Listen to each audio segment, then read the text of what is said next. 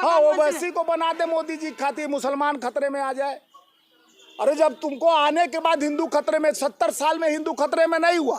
पूरे गवर्नर हिंदू, पूरे सीएम हिंदू, राष्ट्रपति हिंदू, प्रधानमंत्री Hindu, CBI, ED, income tax, सारे जस्टिस हिंदू, हिंदू खतरे में है। अरे भैया कोई मुसलमान को ही बना दो पीएम, ताकि मुसलमान खतरे में आ जाए। नहीं बनने प्रोटेम स्पीकर, सीनियर एमएलए को बनाया जाता है, सीनियरिटी के अनुसार बनाया गया।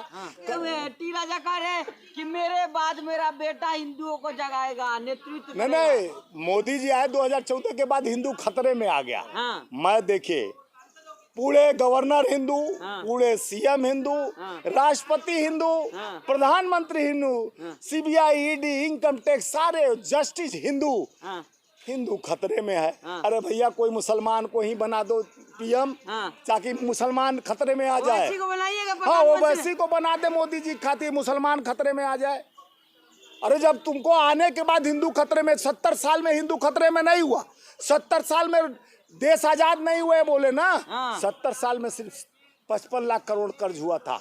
1 लाख जी न्यूज के चंद्रा पे 5400 करोड़ रुपया कर्ज लिया, उसमें 1500 करोड़ रुपया जमा किया, बाकी कर्ज माफ। आप चाह रहे हैं कि बाकी कर्ज माफ, और किसानों के साथ फांसी लगाओ और किसान हो जाए साफ। देख नहीं रहे, ये दुर्भाग्य देश का। 1 लाख रुपया किसान। मोदी जी चुनाव जीत रहे, देख नहीं रहे। मोदी जी किस तरह से, वो एक मोदी की तरह, वो अब तो अमित शाह की तरह बोल रहे हैं। अमित शाह जैसे सफेद कुर्ता, सफेद कुर्ता, बैठ जाओ, मीडिया वालों को बोलते थे।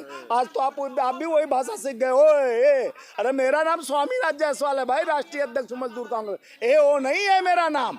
मैं आंख में आंख डालकर, डरो मत। हमारा नेता राहुल गांधी जी पार्लियामेंट में कल बोले डरो मत, सीना तान के खड़े थे हम लोग। हार्ड डिगर क्या किया? सुधीर चौधरी भड़ुआगिरी करता है पत्रकारिता के नाम पर।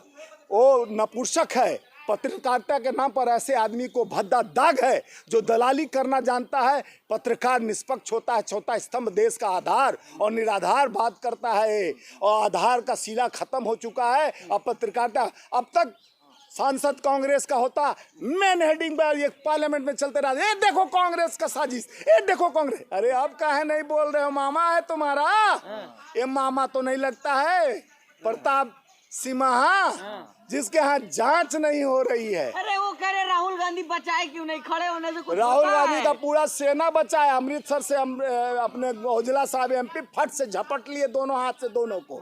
ये नहीं देखे राहुल का सेना वहाँ तैयार है। हमारा सेनापति की जरूरत नहीं, हम लोग सेना है, लड़ने के लिए बॉर्डर पर खड़ा रहेंगे। इन लोग जैसा 56 इंच का नाप नहीं देने वाले हैं। हम लोग सीना पर गोली खाने वाले। हमारे राजीव गांधी जी, इंदिरा गांधी जी शहादत दी है देश के लिए। ये नपुंसक क्या जाने, नखून नहीं, ये एक लव लेटर लिखने वाले, लव लेटर लिखने वाले। पाकिस्तान कांप रहा, देख नहीं रहे आप? वो थर-थर कांप रहा। कल एगो मुसलमान रहता था और कपा देते हो। ये तो संयोग है कि ये हिंदू बच्चे निकले, बेरोजगार निकले। अगर इसी में कोई मुसलमान रहता तो आज अलग तस्वीर होती। ये तकदीर बदल दे, तख्त बदल तो तकदीर बदल दो। देखो देखो ये तस्वीर बदल दो। ये मोदी है तो सब मुमकिन है। इसमें चुप्पी क्यों है भाई? चुप्पी क्यों है भाई? नामुमकिन को कर दो मुमकिन। यही मोदी का खेल और झमेल। ये कैसा चल रहा है आतंकवादियों से तालमेल? भेज दे हुए जेल तो बताएगा कौन खेल। कैसा है आपका मेल? खाली चलाओगे रेल और ठेलम ठेल। जनता जान चुकी है कि कहीं है आपका तेल तो कहीं है भेल। यही तेल और भेल और डीजल और पेट्रोल और गैस का कर रहे हो लेन देन में गेल। अब हो गया आपका सारा सुरक्षा फेल। अब जाल और भाल और कमाल 24 में आएगा धमाल राहुल के रूप में। जिस तरह से तेलंगाना में आप लोग की सरकार बनी, फिर शपथ दिलाने के लिए पोर्टी में स्पीकर जो अकबरुद्दीन ओवैसी को बनाया गया, उसके बाद से लगातार सवाल हो रहा है, क्या रिश्ता क्या कहलाता आप लोगों का? देखिए सबसे सीनियर विधायक थे और रूल्स ऑफ रेगुलेशन है कि सीनियर विधायक को प्रोटेम स्पीकर बनाया जाता है शपथ के लिए। यही तो कहा जाता है भेदभाव, जात पात धर्म के घूंट पिलाने वाली सरकार भारतीय जनता पार्टी है, जिसके पास कोई नीति और संगत नहीं है। धर्म का जहर पिलाओ, धर्म का घूंट पिलाओ और वोट में तब्दील करो, ना विकास करो, ना कोई एजेंडा। मंदिर बनाएंगे, कॉरिडोर में ले जाएंगे, गंगा नहाएंगे, गंगा पर भी टैक्स लगाएंगे। यही सोच वाली सरकार है। अरे भाई, कोई स्पीकर नहीं बनने, प्रोटेम स्पीकर सीनियर एमएलए को बनाया जाता है, सीनियरिटी के अनुसार बनाया गया। कई भी दल के, किसी भी दल के लोगों को बनाया, वहीं तीनों दल तो सक्रिय है। आपका तो कोई सीनियर एमएलए है नहीं, आपका तो 4 दिन जुम्मा 4 दिन से पार्टी बनी वहाँ पे, 5 से अभी जीते हैं। नहीं तो आपके 2 विधायक थे, किसको बनाता? तो सबसे यार बीआरएस से हम लड़े थे, तो बीआरएस के बाद अन्य पार्टी कौन था? तो सीनियर एमएलए था, उसको बनाया गया प्रोटेम स्पीकर। इसमें कोई आपत्ति? जहां आपके विधायक रेप पर रेप कर रहे हैं उत्तर प्रदेश में, बुलडोजर बाबा सोए। अभी रामदुलार गौड़ उत्तर प्रदेश सोनभद्र का एमएलए पर फास्टो एक्ट के तहत 2014 का 4 का केस है, जिसमें सजा हुई है। उसमें मोदी जी बेटी बचाओ, बाल विकास कल्याण मंत्री, जो महिला बाल विकास मंत्री का मुंह में रबड़ लग गया, चिपक गया लिपस्टिक से, लिपस्टिक से चिपक गया, आवाजा नहीं निकल रहा है। अभी 11 तारीख को लखनऊ में एक ऑफिसर की बेटी को 11 तारीख को कार में सामूहिक बलात्कार लखनऊ में सीएम के घर के नीचे होता है। उसको ले जाके फैजाबाद में वहां पर घुमा के कई जगह दारू पिला कर जबरदस्ती रेप। 1 महीना पहले 12 साल की बेटी को लखनऊ में सामूहिक बलात्कार। 45 दिन पहले चुनाव के दरमियान उधर चुनाव में व्यस्त, यानी कानपुर में एक बेटी को मॉल से निकलती है, बाथरूम जाते हैं, वहाँ सामूहिक बलात्कार। गाजियाबाद में बलात्कार। हिंदू जगाने में लगे हुए हैं, टी राजा कह रहे मेरा बेटा अब हिंदू जगाएगा। सर देखिए, हिंदू जागे हुए, हिंदू कोई सोए नहीं है। हिंदू कौन शब्द कहाँ से आया? वही मोदी जी बोलते थे, अमित शाह, कि सिंधु से हिंदू आया। रामविलास पासवान का कई विजुअल दिखाओ, हिंदू कोई शब्द नहीं था। ये सिंध में जो कब्जा मुगलों ने किया था, उसके बाद उनके मुंह से निकल गया सिंध नहीं, ये हिंद है। हिंद से हिंदू बना दी। हिंदू कोई जात नहीं, सनातन एक धर्म है, हिंदू कोई जाति नहीं था। नहीं जगिएगा सर, हम तो जागे हुए हैं। कहा जा रहा है ये अहंकारी सरकार। नीलम जो बाहर में थी, वो बोली कि हम एमफिल और पीएचडी या बीएड की है, जो हिसार की लड़की है, हरियाणा की।